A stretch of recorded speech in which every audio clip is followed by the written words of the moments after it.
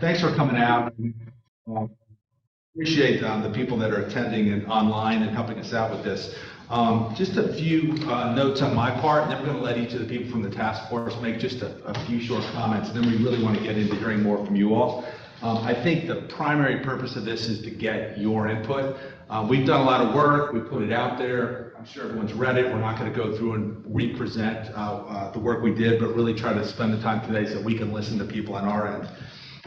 Our goals are really two things. One is to hear major concerns with the current system, and the second is to hear any priorities for changes or suggestions for change. The next thing in front of the task force is not really to decide how we get there, but to decide where we're going. What is the optimal outcome for architectural control on the island? And if we think if we can decide what is the best system for all of us, then the third step is probably how do we get there, but you really don't know how to get there until you know where you're going. I'm going to turn it over next to, I guess we could run down the road. David, do you want to go next? Yeah, I have very few comments. I'm looking forward to the public comments on this. I think we did a pretty good job of educating to the extent that we could about the whole process. And hopefully we'll get some good questions to be able to clarify and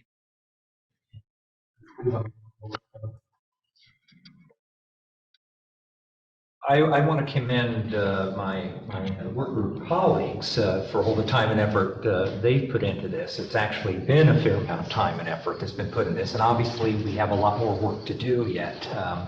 So more to come in that regard. I also want to thank not only the people who are participating online or in the room, but the people who have more than 80 comments, written comments that we received in advance. Some pretty detailed with regard to the experiences they've encountered in dealing with the architectural control process here on Kiawah Island.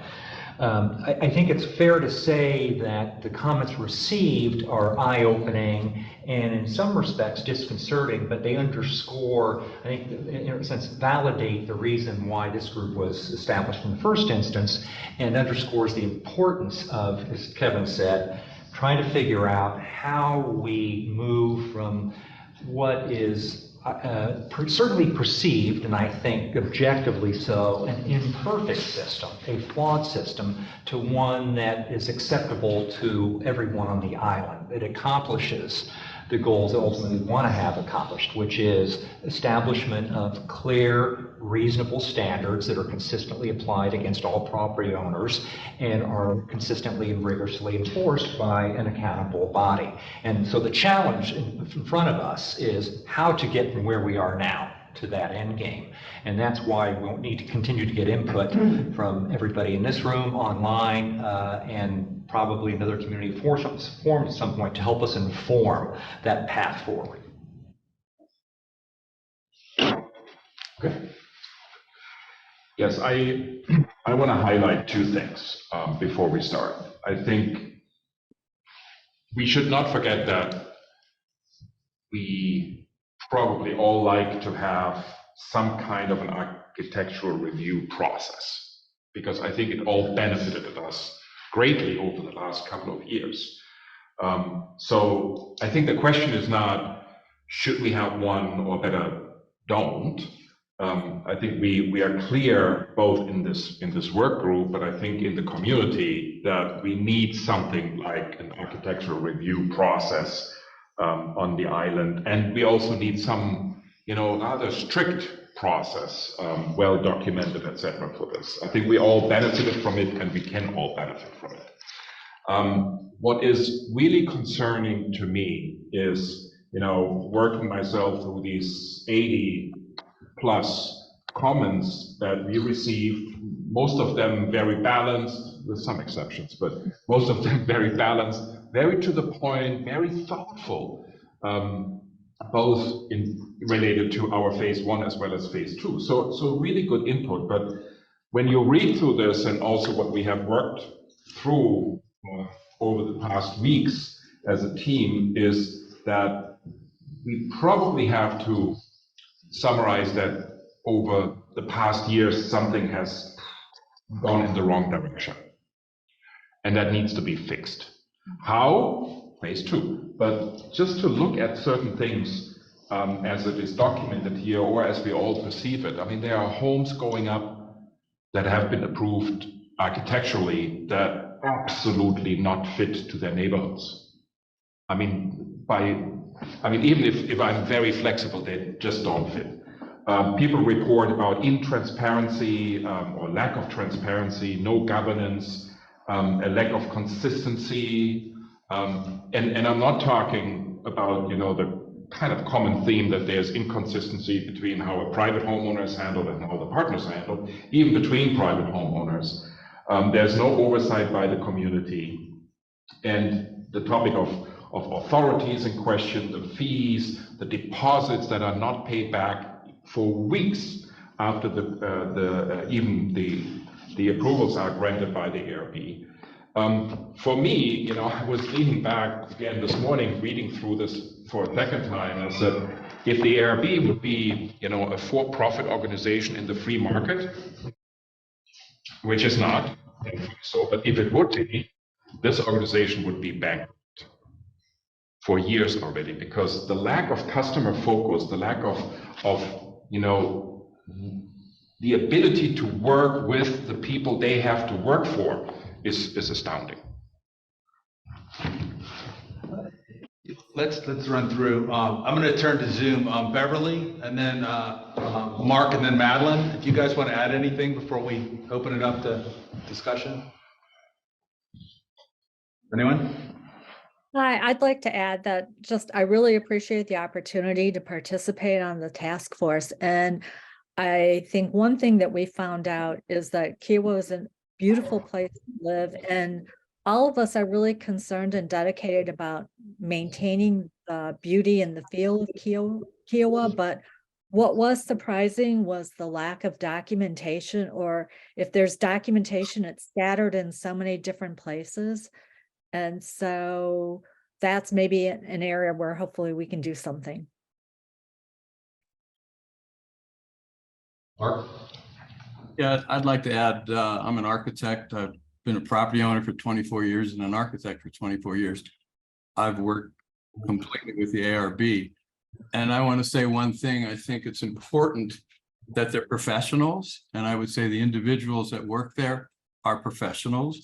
But I think the key note for me is who's making the overall guidelines of the architecture decisions, and the subjectivity and consistency that doesn't seem to come through with every project.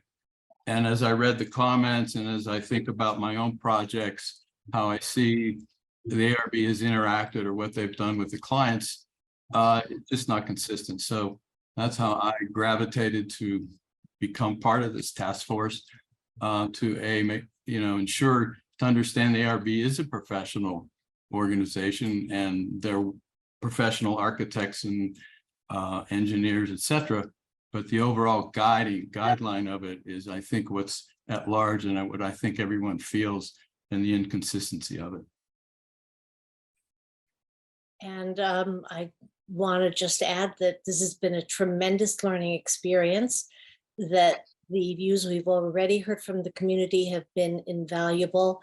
I thought I had heard a lot of stories until I read through all of the comments, and it has just expanded the learning experience. The one set of comments that we hear or read over and over again is arbitrary and capricious.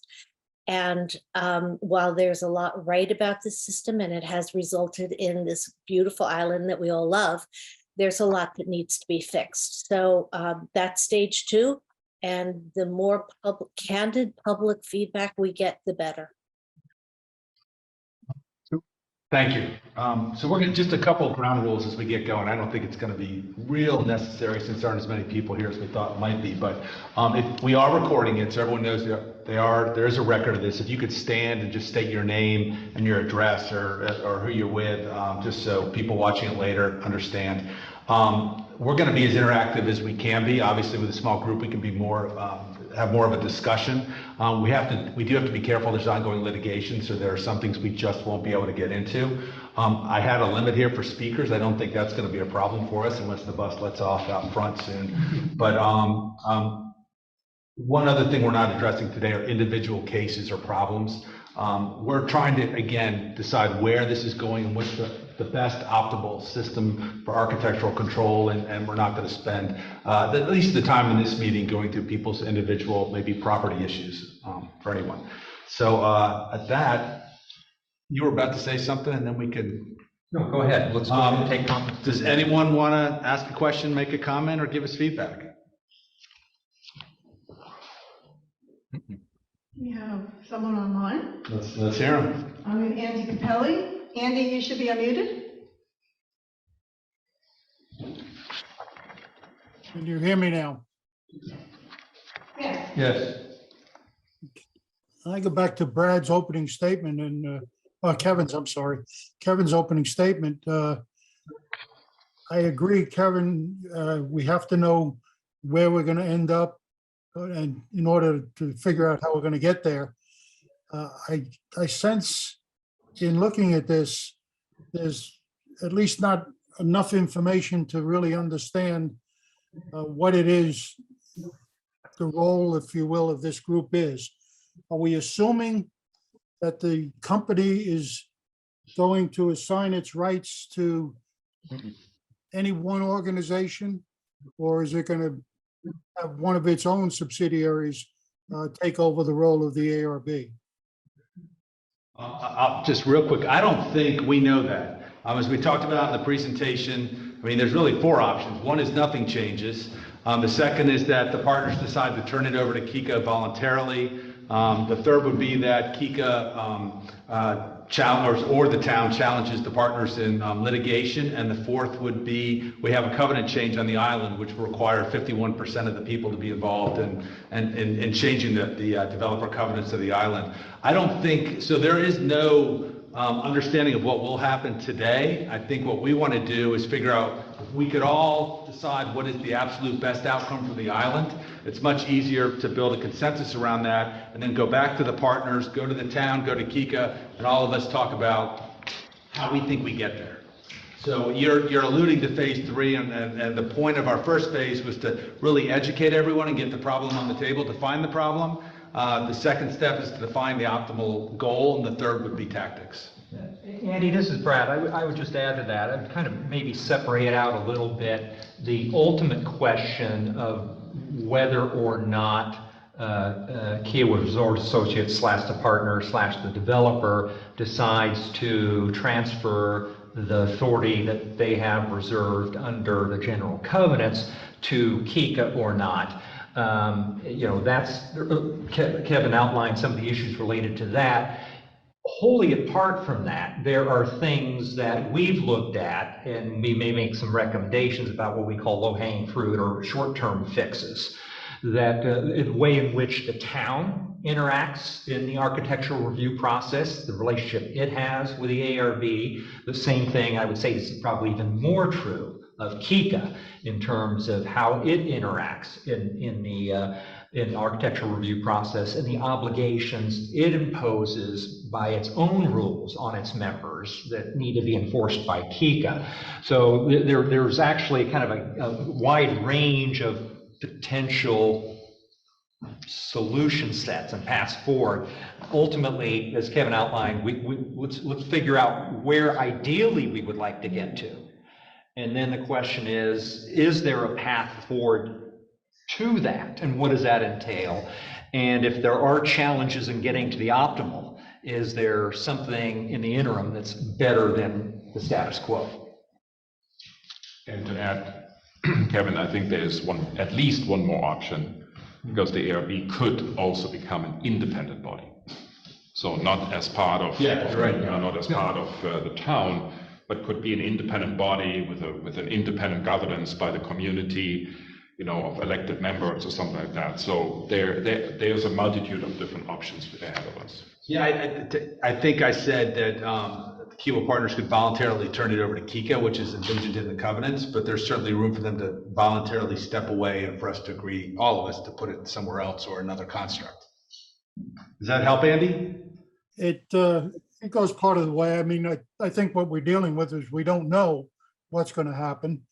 And at this point, the company, the partners, retain control of the ARB. They can decide to accept any recommendation you come up with or reject any recommendation. The problem you have, I think, going forward is to get a clear understanding of who's running the show, who's in charge. And until you get that, a lot of the work you're going to do is either going to fall on deaf ears on one side, or on the other side, going to raise the expectations of a lot of people on this island that things are going to change, and they may not. So I really do encourage you to sit down and have a serious discussion with the partners so you know where they're going, and not necessarily leave yourselves in the dark before you come up with recommendations. I actually look at it a little bit from a different direction, which is if I went and sat down with them, they said, what do you want to do? And we would not really have a proposal. I think it's important when we do sit down with Kiawah Partners to say, we've all met, we've gotten a lot of feedback from the community, this is the way we think it should happen. And if I were in their shoes, if I didn't hear that, I think it'd be very hard to react. But if we come to them with a firm proposal that the community likes, I think it's a lot better to get clear feedback than to come to them and say, we want you to give it up, but we don't know what we're going to do with it. And I agree. I mean, without that plan or options of plans, we should not make that approach. I think we as a community need to make up our mind how this should work, and also how the transition should work, not just the complex itself, but also how we are getting there. And then we can make our demands in front of the partners.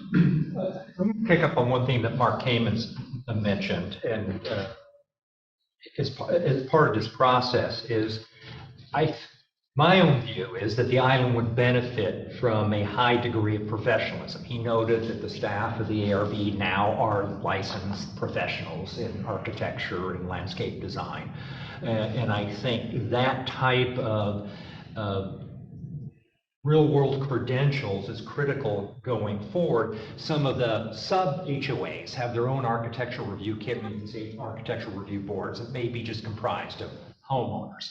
And that may be fine at kind of the sub-HOA level, but from the island as a whole, that's something I think we probably most agree that we want to have in place. Right now, if you said tomorrow transfer to KIGA, the authority, KIGA doesn't have that capability in place. KIGA doesn't have the infrastructure in place. The town doesn't either, assuming the town wanted to elect its option under state law to establish its own architectural review board. All of that would have to be created.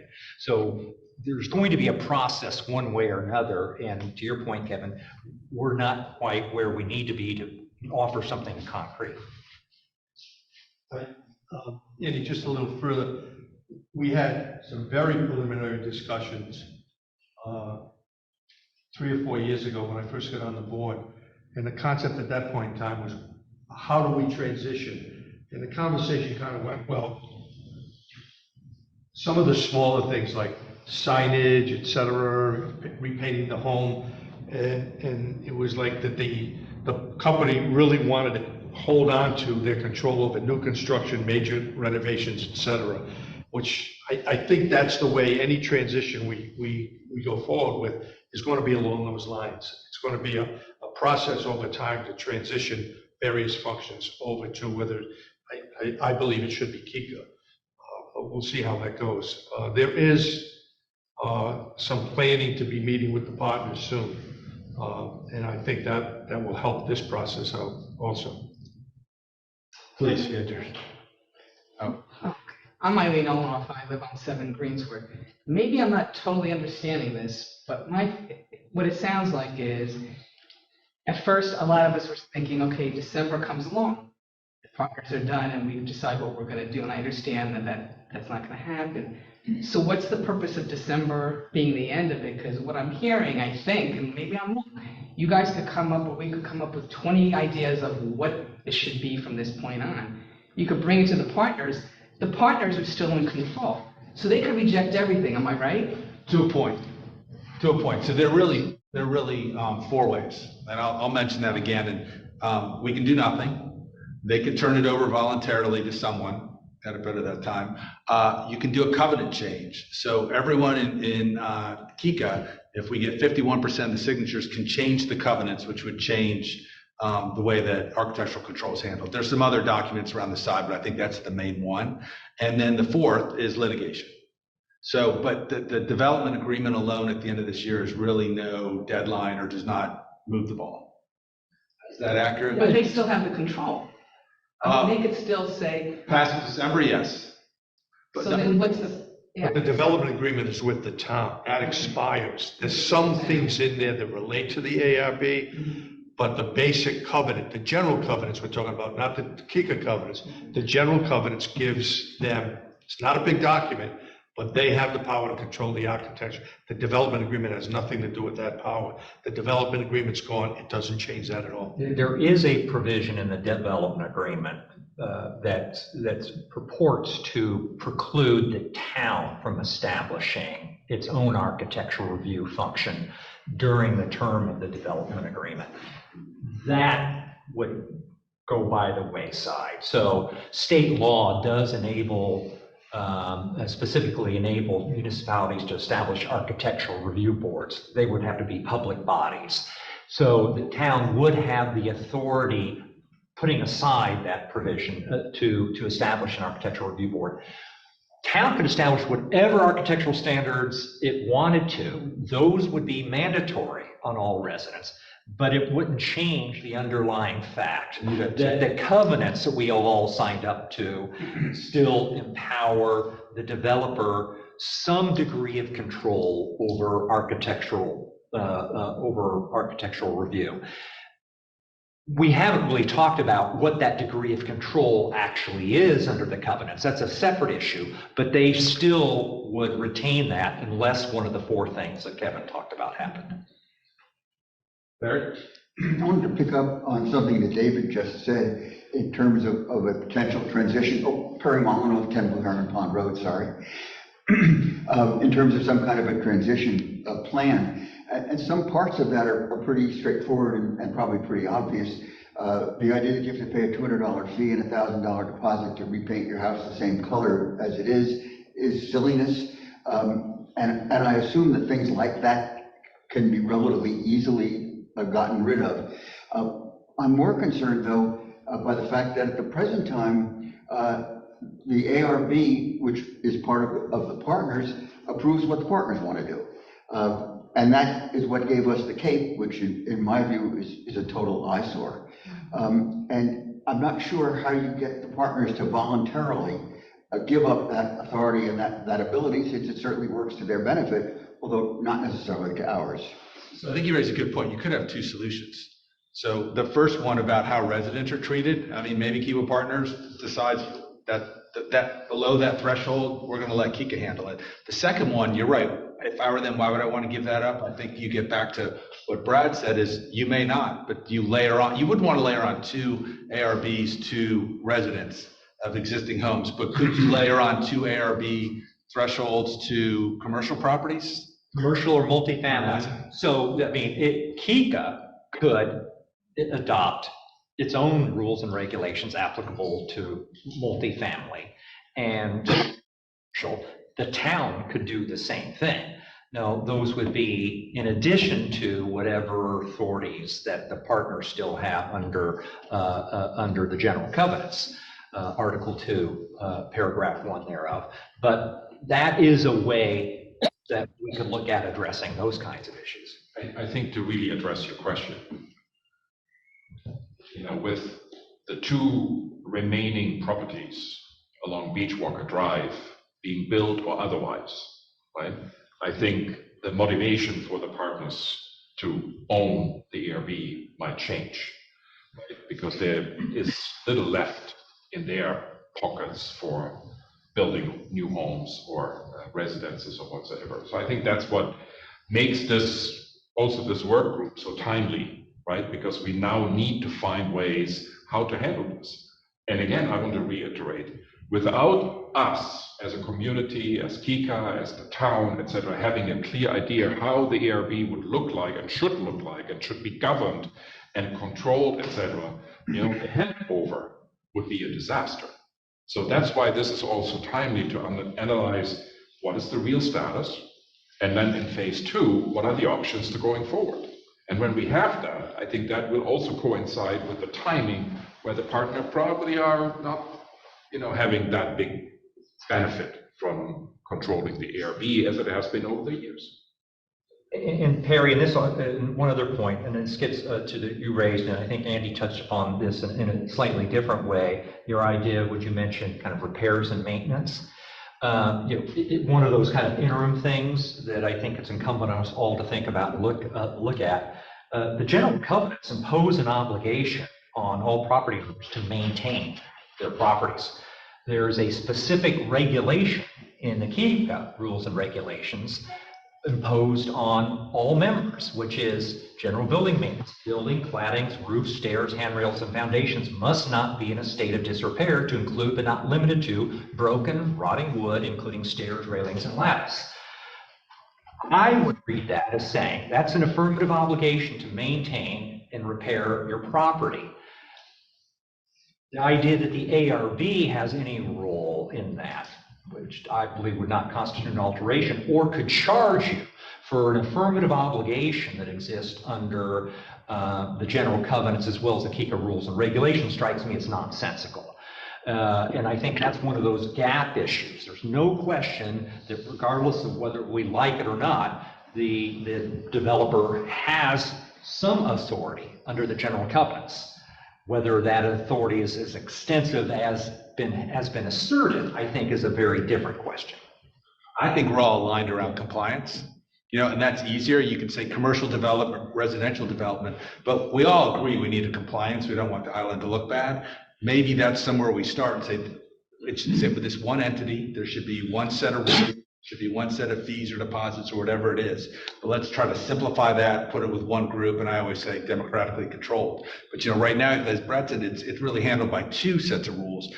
Couldn't we collapse that into one and make it more user-friendly for the residents? But at the same time, also, I want to caution us because it's an easy decision to say whenever you have to want to repaint your house in the same color, it should not go through an architectural control process.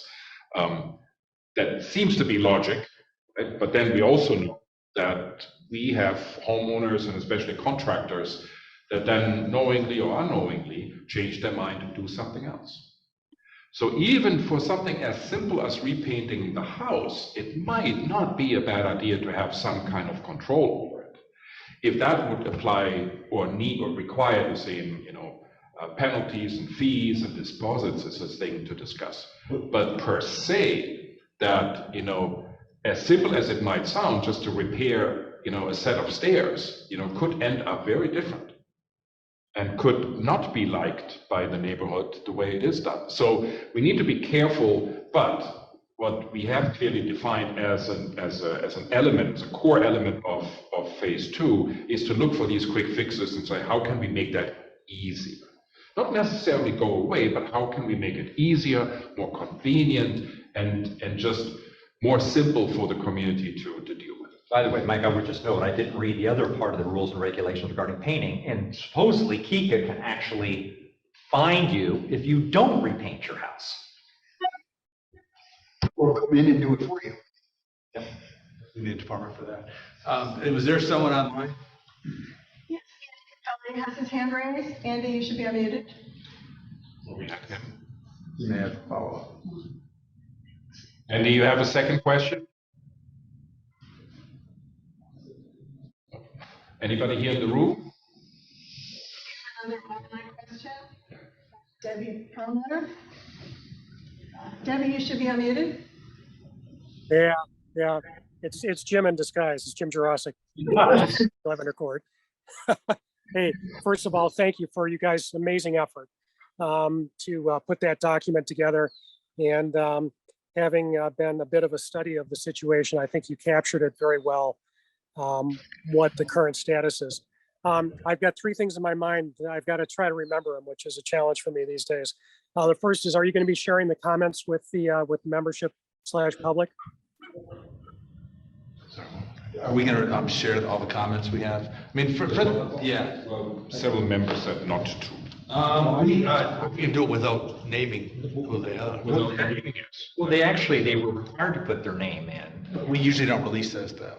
Don't release the name, you don't require it either. Yeah. But I think we should, because from our standpoint, they're actually public records right now.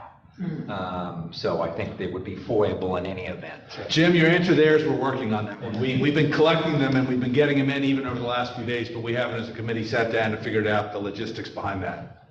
Yeah, no, I appreciate that. And I know it takes some time. We, just for the governance task force, we actually read them at the similar workshop meeting that we had, read them into the record. So I think it would be good for the community to have a sense of what people are saying and thinking, to the extent you can do it in a proper fashion. Second thing is flipping the table. Do you have any concern? One of the elements of the development agreement in that same famous section is that while the development agreement's in existence, and I'm going to paraphrase in some colloquial terms, the partners cannot dump the ARB onto Kika. When that development agreement goes away, do you have any concerns that there's a risk that the developer may say, great, you want it, here it is, and you're not ready for it? And that could happen in December. I would say concerned if it ever did happen. Yeah, we'd be the dog that caught the car. And that's one reason that we're trying to work on as much of this as possible this summer. I'm not realistically concerned because I think they have a concern for the island as well. I don't see it happening like that, but I think it's something that we have to always be prepared for and at least get this process started. You guys want to add to that? The provision, Jim, says that to the extent that while the development agreement is in effect, the partners determined to transition control to Kika shall do so, assist and do so in an orderly fashion. I don't know the words. I've got the agreement here with me. I can pull it up. Right.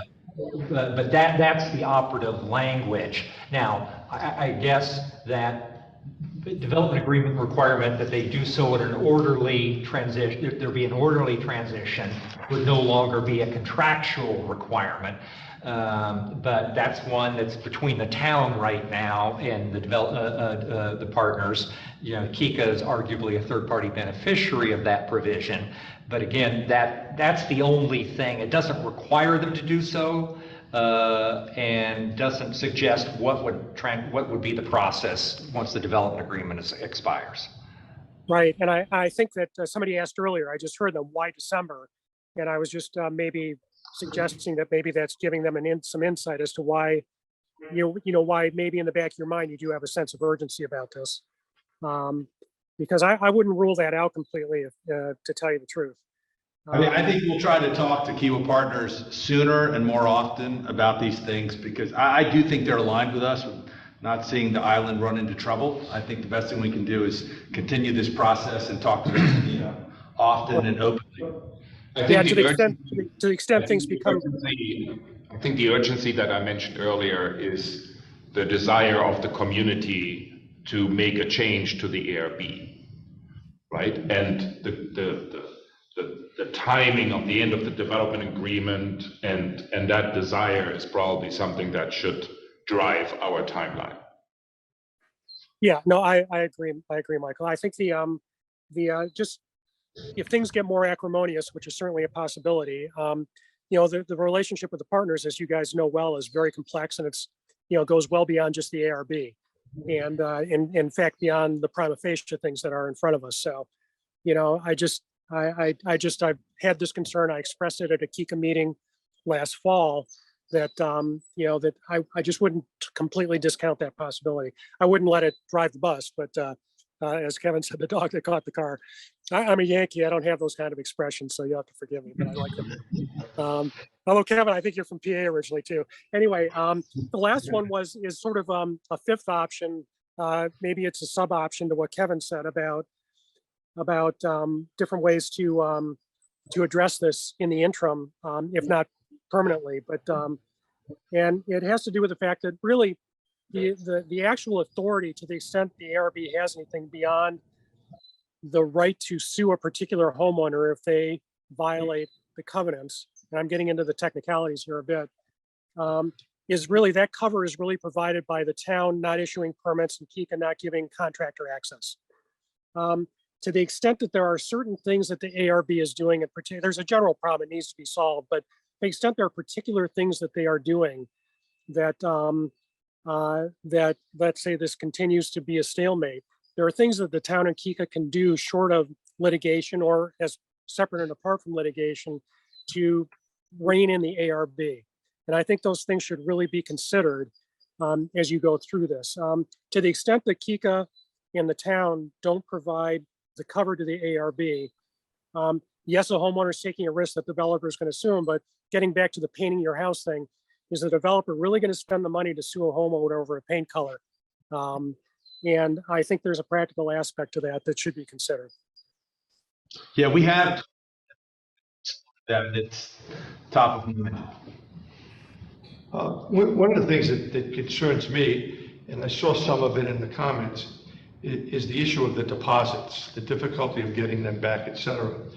And what I would like to see is the town, because they can pass ordinances, is to pass an ordinance that any entity that holds a deposit that's theoretically a refundable deposit is being held to make sure it's in compliance, that has to be kept in an escrow account.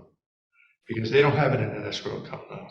And, you know, I hear every day people going, when am I getting my deposit back?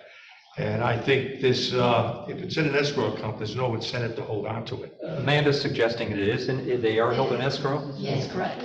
And that's always been true? Yes.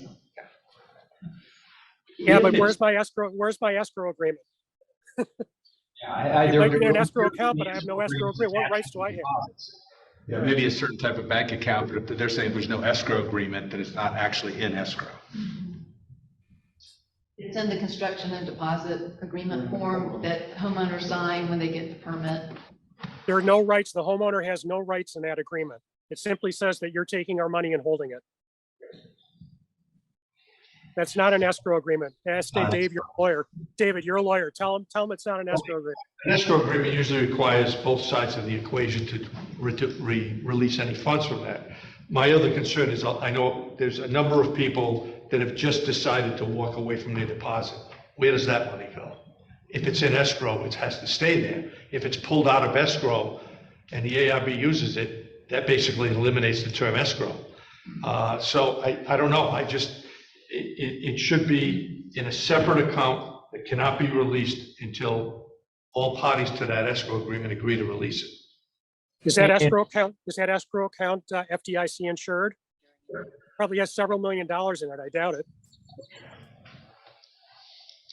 And if it were an escrow account, then those monies could not be used for any other operating purposes. They could not be commingled with any other account at the ARB or the partners. And so the accounts are not commingled. So there is a separate bank account that's held all deposits and continues, because there have been a number of homeowners that have commented that they've never had, they just surrendered their deposits because they ended up just throwing in the towel. What happens to those monies? Are those still in? They stay in the escrow account. Correct. To whose benefit? They're always there forever. There's no benefit. Yeah. We got right now with interest rates at whatever they are. I mean, there's got to be several $1 million in that account. Yeah. And then that they are in a separate escrow account, the question becomes why. We've gotten a lot of comments, received a lot of comments. It's taken weeks or months to get deposits, or years to get deposits back. Why would that be the case if it's easy to simply cut the check, refund the deposit out of that account? And the money goes back without any interest. It's stated in the construction deposit and agreement form that it is a non-interest bearing escrow account. Okay. So who has Non-interest bearing to the depositor. That doesn't mean it's non-interest bearing to the partners. Or maybe they use it. They could use it as it could be funds holding in a bank that they count for their lending facilities, even though it's an escrow account. Well, I think, Jim, you make good points. As we're setting up phase 2, Yeah. We've gotten that comment from a lot of people, and it's obviously something that's got to be. I mean, this is, if there's one thing that could be solved tomorrow that the community is complaining about is where is the escrow account? Is it interest bearing? Who's getting the interest? The interest should be staying in the escrow account, okay? I mean, I got a CD right now, I get 4.85% on it. I mean, $2 million, that's a lot of money. It's $96,000. So, you know, that's something that could be fixed right now. This is the escrow account, this is the amount of money in it, these are the deposits being held, and this is the interest it's earning, and just do it. And if there's $2 million in there, and I get my final inspection, why don't I get my check next week? I think it's that simple. I don't think that's complicated.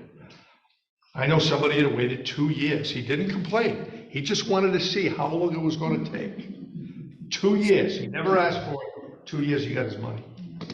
Well, that might have been why, David. You have to ask for it for us to be able to re-inspect. We have to know that you're ready for us to re-inspect. Well, the re-inspection was done. It was done. That was And there done. were no further comments? He just said, let me see how long it's going to take, because he knew of this problem. And man, I'm reading the agreement right now, and it just says the deposit will be held in a non-interest bearing account, but it doesn't indicate that it's going to be in a non-commingled or an escrowed account. There's no escrow agreement attached to this, and it does not say that it would not be held, it would be held in a non-commingled account. Now, that may be in fact the way it is, but that's not what's specified in the agreement. Ellen, do we have a few more? We do. We have Todd Boney. Todd, you should be unmuted.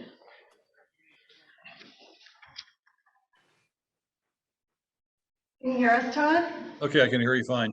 Hey, just following up on Jim's point, one thing I want to confirm, if the partners do elect to transfer their ARB responsibilities under the general covenants, they have to transfer all of the responsibilities, correct? They couldn't transfer the residential and keep the new development. New development. I don't know the answer to that.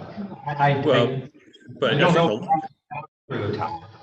I mean, the language to me seems pretty clear. It doesn't say that they can pick and choose. I'm just trying to get to Jim's point as a mitigant to them, transferring it before we're ready.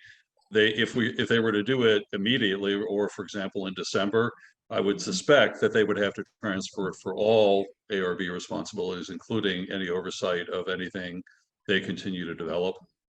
So it's something to look at. The other thing is, we've talked about the partners and the residents or the existing construction, and there's also been a differentiation between commercial and maybe residential. How do you see the resort fitting into this process? When you were talking about commercial, do you consider the resort to be part of this commercial designation, or are there really three aspects here? The partners development, the existing residential development or existing development, and then the resort?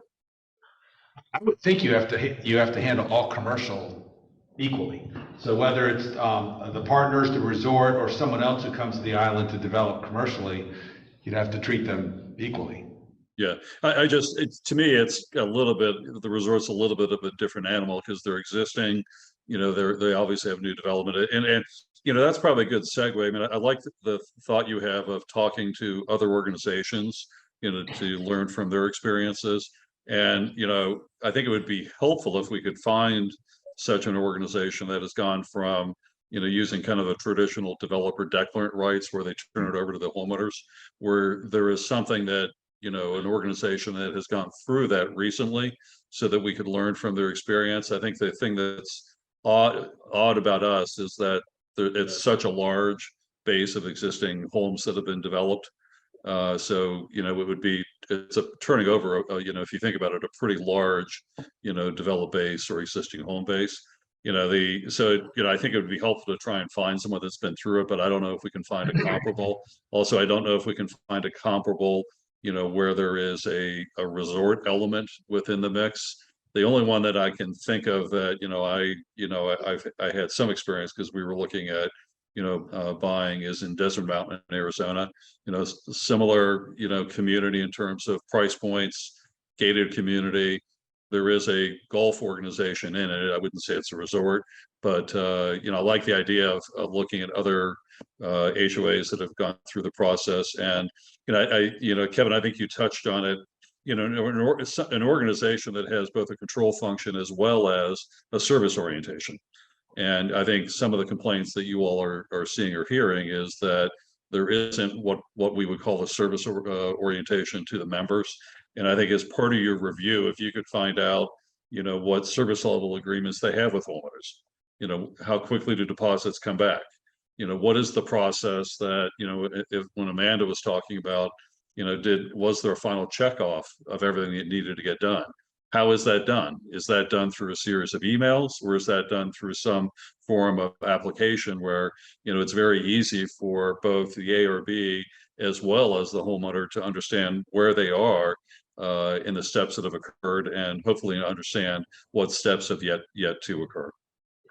So, I think, as you look at other organizations, I think it would be helpful to understand how they meet the member service orientation goal. I guess the last question I had, and you don't need to respond to it now, but you've touched on the what I call the KICA governing documents. You've touched on the development agreement. I'd be interested to hear at some point now or at some point what South Carolina statutes or South Carolina case law affects what we're doing here, and to the extent that we have concerns about whether or not there is authority to levy a fine or a penalty. Is there, South Carolina statute or South Carolina case law that would allow, the organization that receives the ARB responsibilities to have such, finding authority if it doesn't exist within the documents right now. And I seem to recall, some conversation, in the past 6 to 9 months that sorry, my dog's hungry, that if there is a right to fine and levy if you're a nonprofit, and that was one of the things that it raised, that because the ARB is being run through a for-profit organization that would not be able to avail itself of those capabilities.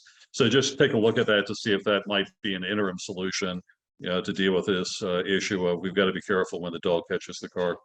Okay, that's it. Thank you.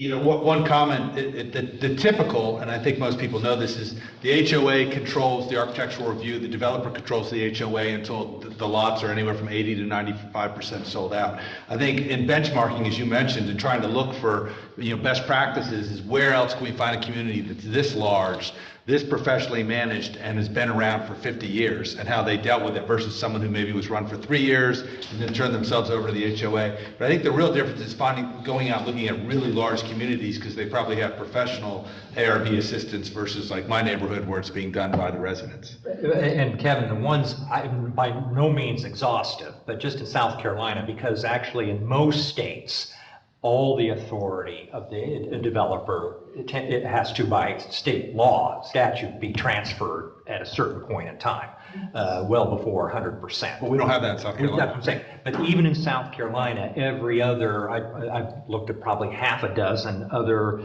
large plan development sets of documents and their architectural review guidelines. They're very similar in some respects, but they are all embedded in the HOA. Except for we found one exception, which is Cacique. Okay, well, other than, yes, here, but say, South Carolina, notwithstanding the fact that South Carolina itself is unique, even within the uniqueness of South Carolina, you look at where this started, which is actually this language from the general covenants actually came out of Sea Pines Plantation. It was borrowed from Sea Pines Plantation. There, you have an architectural review process, but it's within the HOA. So there's still similar standards and guidelines. This is just very, very unique here. So we have 4, so let's, I don't Yeah, want to. and the one thing I would just close with is, we have to realize that we're a tough audience. We didn't get to live on Kiawah because, we were born with a silver spoon. Most of us got there because we were smart and we work hard. So that makes us a very tough audience. But thanks, guys. Thank you. Okay, next commenter is Paul Huff. Paul, you should be unmuted. Great, thanks. 2 questions for the group here. I want to come back to the resort. Can somebody describe how the resort's interests are being reflected in the work that's being done? And that's important for a couple of reasons. As Todd noted, they have a unique perspective on all of this, but they're also a member of KICA, and they are a large voting block if we ever wanted to go down the path of changing the covenants. And the second question is a little more broad than that. It's not clear to me who or what entity is a decision maker in which option we go forward with. So this is a joint task force of the KICA board and the town council. And is the KICA board and the town council ultimately the decision makers in terms of which option we ultimately go forward with? Thank you.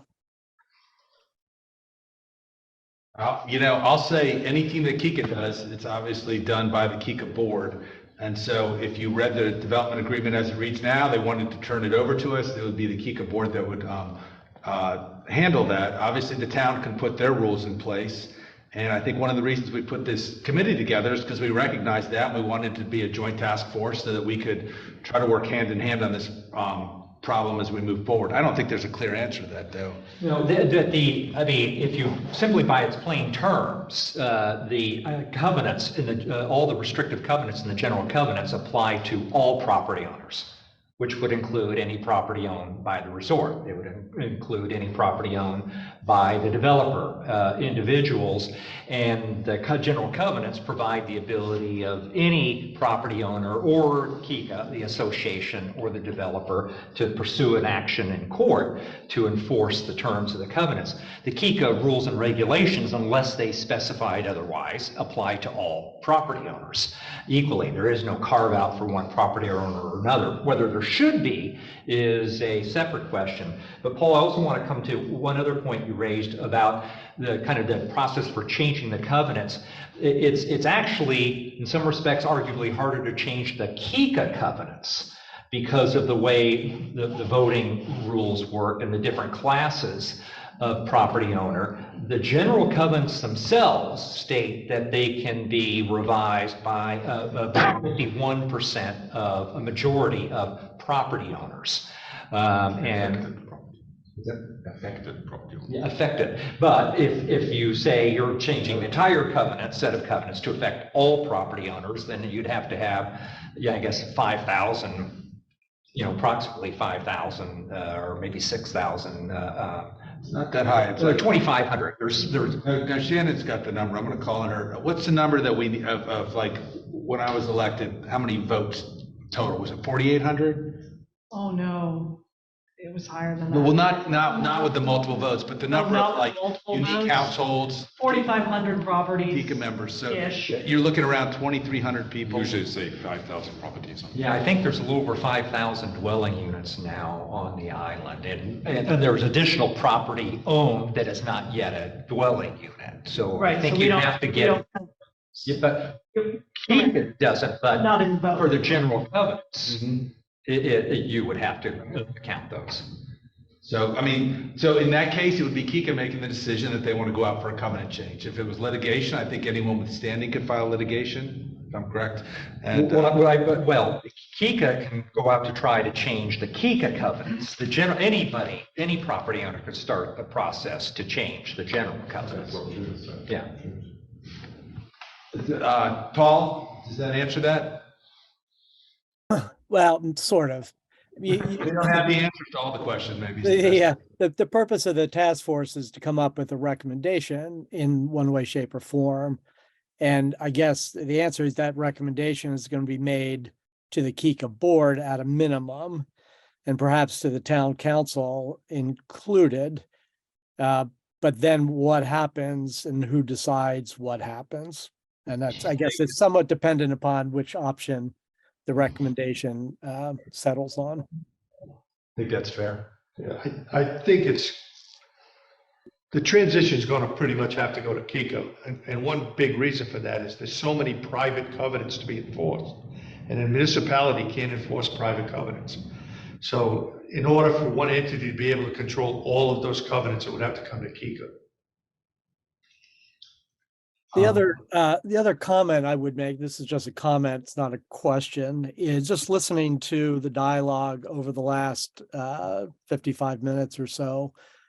It it vacillates between down in the nuance of annoyances that exist in ARB processes up to the more philosophical discussion of what's the right thing to do over the long term going forward. And I would just encourage the task force, as you work through this, to not lose sight of the latter and work to solve individual operational issues and then declare victory on that and leave behind the more fundamental questions that we're going to have to live with for the next, 5, 10, 15, 20 years. No, I think we've said all along, we've stated the problem. Phase 2, we want to decide on a strategy, and then after that, pick the tactics. And the strategy is, what is the optimal system of architectural control for Kiawah? Next commenter is Anne Moriarty. Anne, you should be unmuted. Yes, I've been a property owner here on Kiawah for 35, well, for a long time. But as we have talked today, I keep coming back to the concept. We've talked a lot about who is going to be in charge, but I think that we probably need to think about, if we were going to make an ARB that was perfect for Kiawah, what would that include? I would assume it would include what we want to have under the jurisdiction of an architectural review board. And I think that our ARB right now probably has a pretty good handle on what's practical and what isn't. The other thing that I think we would want is clear communication of the standards that are set, so that as building a home or condo or remodeling, that we know upfront what is to be expected of a homeowner to responsibly develop their property. And that's available to everyone. The other thing is that what happens on the opposite side of that when someone we know is not in compliance with what we agree with is something we want to be reviewed and approved. And who do we go to discuss any issues that we might have with our neighbors or the review board? I mean, there is definitely not an easy way for a homeowner, for instance, when they know that someone is not up to what they understand the scope of the architect.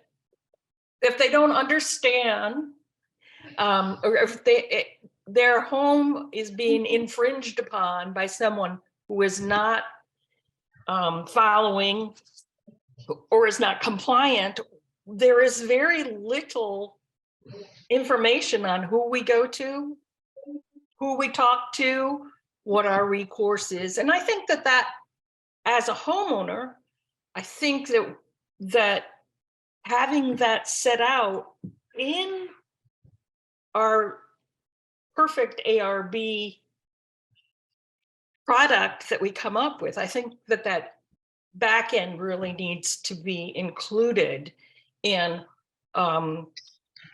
what do we want? And then whoever's in charge of it will have something, whoever comes up in the future to be in charge of the ARB, they will know their places as well. No? Thank you. Next commenter is Guy Pizzuti. Guy, you should be unmuted. Hey, thank you. Can you hear me? Yes. Guy Pursuti, 279 Doral Open. I'm one of those homeowners who have had their deposit withheld for the last 12, 18 months. I had an occupancy permit over a year ago. And you're on the pulse of the issue, which is the ARB takes general guidelines and abuses them. And the homeowners are left twisting in the wind, waiting for the next request from the ARB as they withhold your deposit. You need more landscaping. Your paint's the wrong color. Your fence line's out of ordinance, all of which may or may not be accurate. So, you know, what the issue is, and you can't make a covenant to fix it, is the ARB abusing a general guideline that says architecturally aesthetic and torturing the homeowner until in the quest of what, perfection, or holding my deposit for 2 years. So that's my statement. The question is, passing an ordinance to hold a deposit independently is great. Who's going to arbitrate that at the end when you get your deposit back? Wouldn't it seem like a fix to have some oversight of this board? Somebody who's unbiased, independent, who doesn't have $15,000 of your money that apparently they want to keep to run their business. That's my question. Make one comment that as I listen to you speak, I think probably the fairest way to get to those types of things is a board. You have a number of people. And you know, I mean, having an architectural review board to me makes sense. Where I hear a lot of people complain is they don't know who was put on the board, how they're removed from the board if they don't like them, and who sets the rules of the board. So I think it's not that the construct that's in place is bad from so much from what I hear, but people complain that they don't know. It's not a democratic board. If it were a board that were appointed by the Kika board or elected at the town, at least you would have recourse to go through your elected officials and maybe pursue the solution you wanted. But right now, that piece of our puzzle seems to be missing. Well, also because I think, you know, just from a wording point of view, everybody associates the ARB board with an oversight, and that's not, right? Those are basically like directors managing the company, right? But there is nobody really above them, you know, monitoring or controlling them. So I think there's also semantic involved here, and an association with the word board as being a, you know, a regulatory, you know, body, and that's not the case. Ultimately, somebody has to make the kind of the core decision. What is, do we think somebody makes a decision, what is architecturally consistent and what are we going to approve? The problem we have with the current construct is there's no accountability with regard to the process. And if people do have complaints, they can go to the ARB, but they're simply, they're reviewing their own decision. When an architectural review committee is within an HOA, then the entire process is subject to both the South Carolina Homeowners Association Act, as well as the South Carolina Nonprofit Corporation Act, and there are fiduciary obligations owed by the board members. So there is ultimately an accountable process. You have to have published guidelines that are recorded, and to enforce those, there's a process that's required to send out a notice. You can ultimately fine, I think it gets this back to the question that Todd Boney asked, that in fact you can, there is well-established law that HOA can impose fines on its members, but it's got to be subject to a process, pursuant to the covenants, pursuant to the bylaws, pursuant to rules and regulations, and then there's an appeal process. We don't have any of that right now. And I think that's the rub of the problem in many respects. You try to look for a theme in what so many people say. That's the theme that's rising up to me. But I know we have a lot. I think we're actually accelerating the number of people. Each time we answer a question, we get 2 more. So try to speed it up just to kind of. If there's anyone in the room, please raise your hand. Should be unmuted.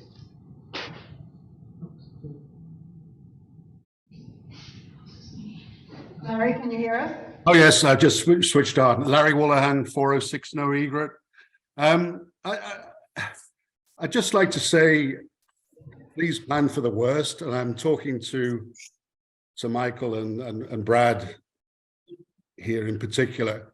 at last October's planning meeting where they discussed Beachwalker North, and the planning commission basically was sort of powerless as to stopping the approval.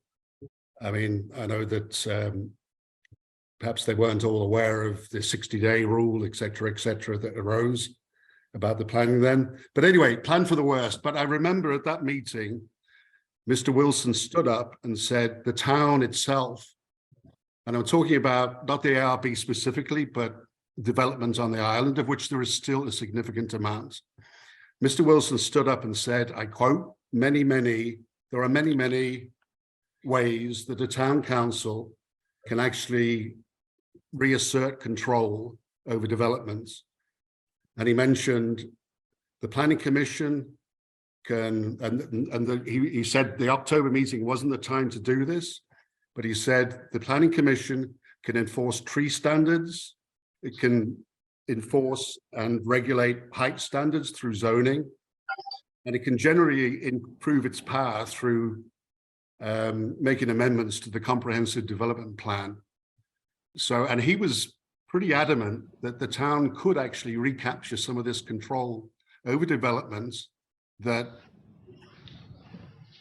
planning committee members and a chairman at the time, I think, said had been handed to the developers over time.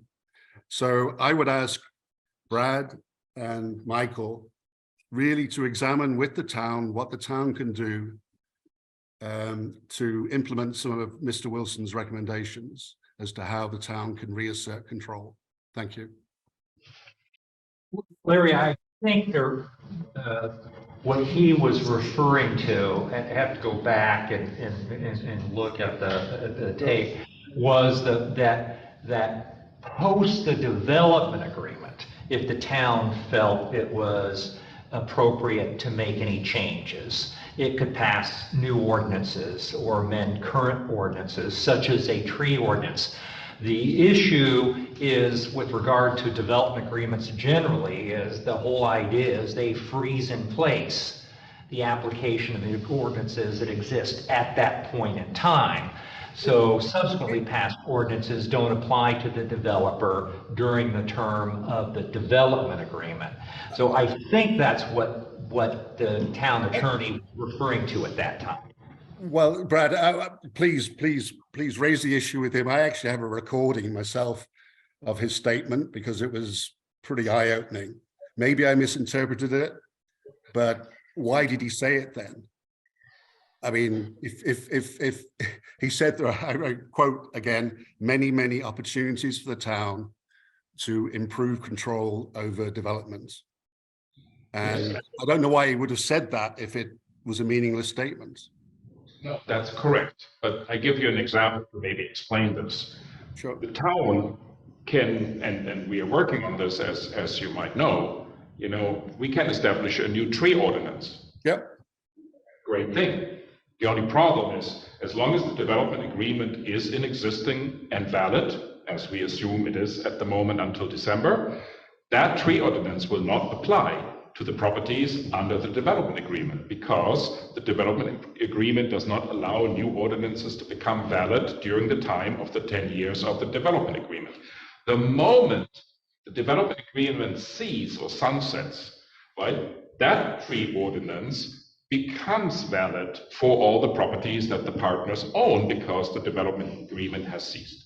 Okay, Michael, I understand your comments, and I understand it's very complex, and I'm not a lawyer, but I would just question as to why Mr. Wilson made those comments if they're irrelevant. So please. Hey, Larry, can I ask that we stick with ARB and for purposes of this call?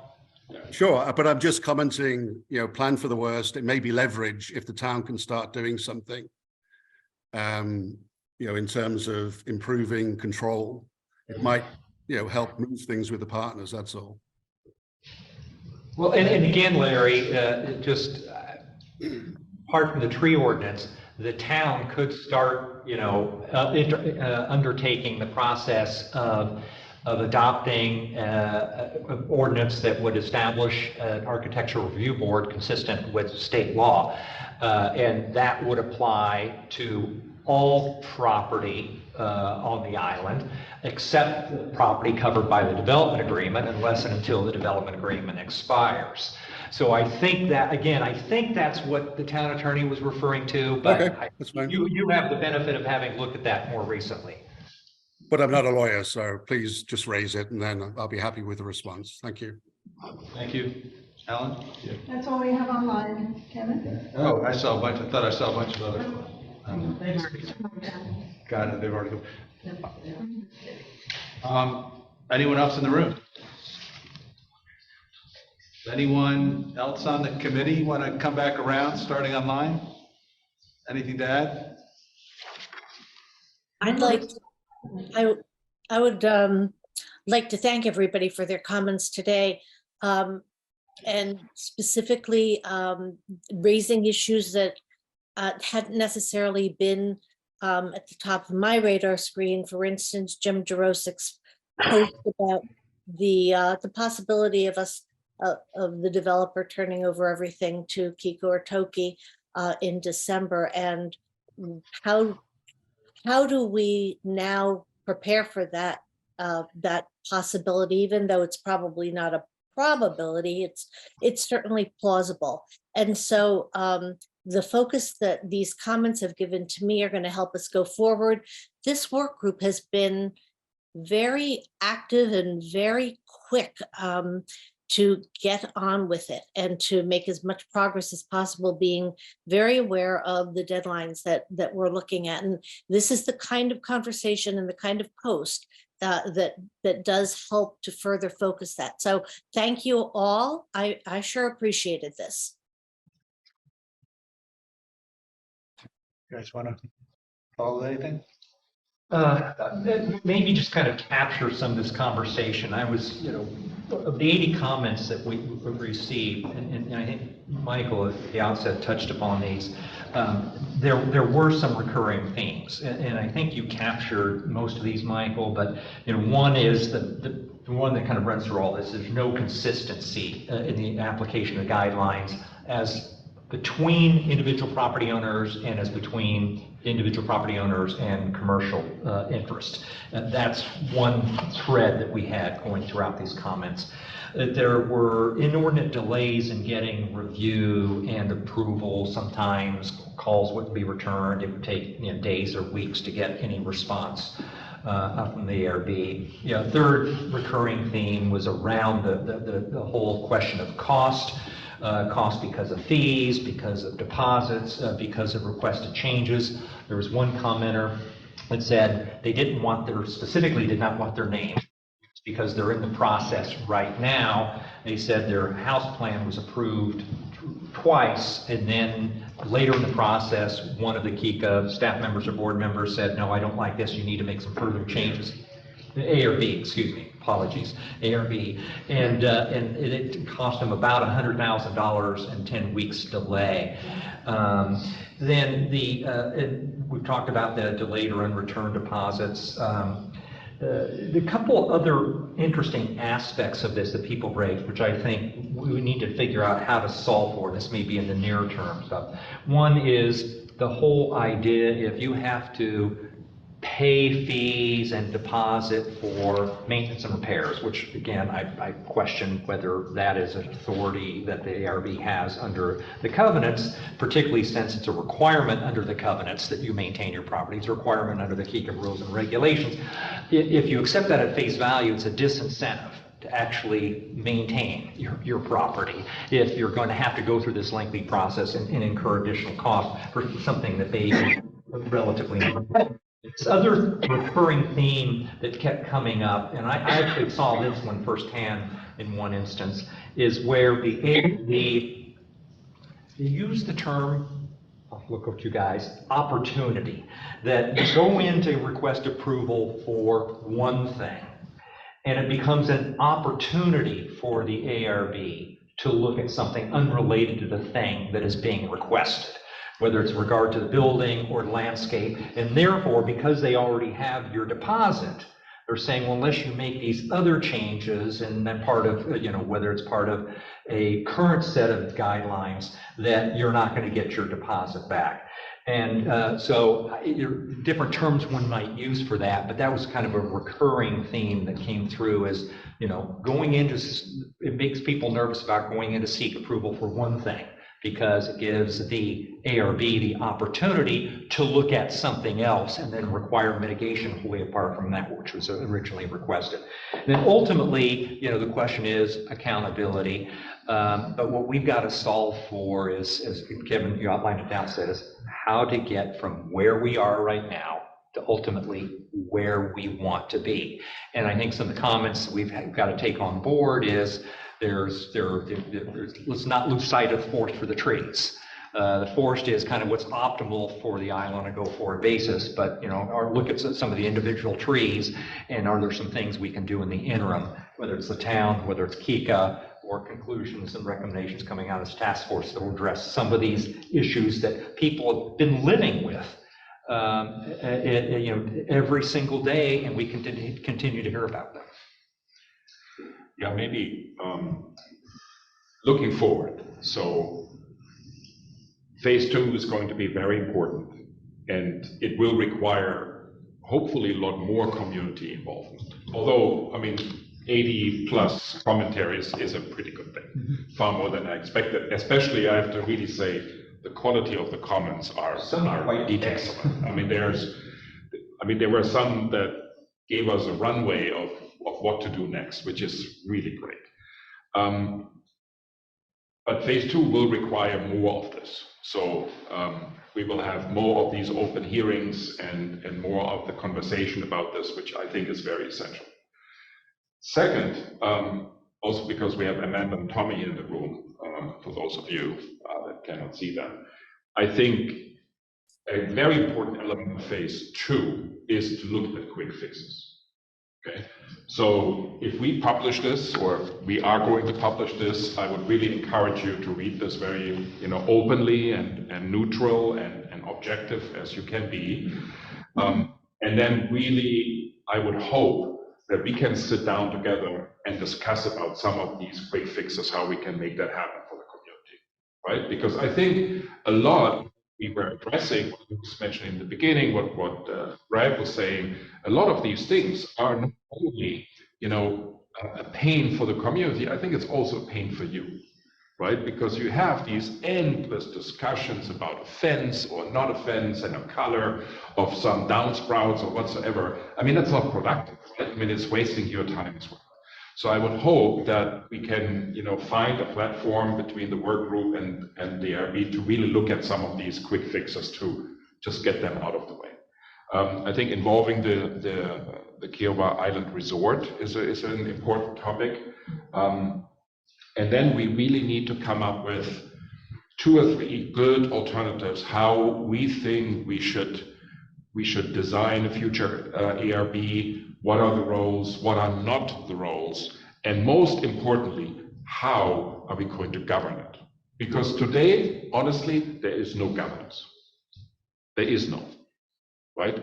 And that to me, reading through all of this, intensely, that to me is the biggest problem. We don't have a proper governance, and that's the key that we need to make happen. One of the things relating to what Larry said, any new ordinance that's passed obviously doesn't override the development agreement till it ends December 4th. But that doesn't stop the town from knowing what they want to change now. And rather than just getting to December 4th and then, oh my God, we got some gaps here that we want to deal with. Can we get the ordinances out there and take some process? And that'll be to the benefit, so the partners will know what they might be facing, which would be fair to them. And also the rest of the community will know what they're facing when that development agreement ends. Because the development agreement it only affects the partners. It doesn't affect everybody else. So if the town could work at that. The other thing, when I first got on board, there was a discussion early on, we were just discussing in general, and it kind of led to the statement that it's the goal for our staff to want to say yes when they get a request. In other words, the service should be, somebody comes in and needs something, the goal is to satisfy that person as soon as possible to be able to say yes. I don't think the community sees when they walk in the front door of the ARB that their goal is to say yes. Now, it may be that they want to say yes, but the perception in the community is, I've heard the term, the architectural rejection board. Okay? And I've heard that a lot. So I think it would be helpful to everybody if the perception should be the architectural acceptance board, if we could go in that direction as soon as possible. Last comment. Although I would not like to leave the control out of the Yeah, you can tell we have a lot of work to do. We're trying to get something that we think most of the community agrees with, because it makes it that much easier for everyone to get on board with. So a lot of people were online today, came in today. If you have more ideas, please send them in, because we could use the help. I just want to say thank you for all the work we did. Thank you. Really.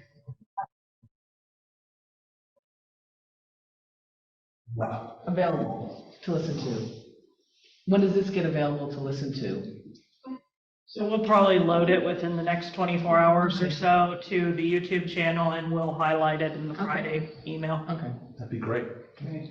Thanks, everyone. Thank you. Thank you.